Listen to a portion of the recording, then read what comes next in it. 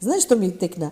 Например, како еве инвеститори, можеме да ги спомениме тие црковните институции, например екзархијата и патриаршијата, кои што се големи центри духовни во османлиската држава.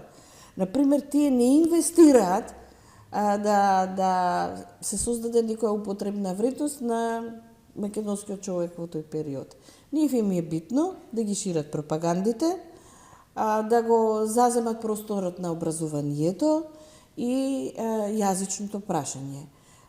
За разлика од овие другиве, барем на некој начин, овие вториве се обидуваат да дадат некоја употребна вредност. Да, затоа спомнав каде одат инвестиции. Да, значи странските инвестиции во однос на Западна Европа, да речеме, и централно од Австрија, па дури и од Русија, тие се насочени, тие се капиталистички инвестиции, односно тие фирми, поединци гледале да се извлечат своја економска корист и тоа е логично. Секако... Дали има инвестиции во железниците? Да, железниците се главната инвестиција. Секако и населението ќе има одредени можеби придобивки, меѓутоа главната придобивка е за странците. Така е. А за екзархијата и патриаршијата што споменавте, па дури и за грчката држава најдов податоци, они имаат обиди, ево и за грчката држава конкретно, иако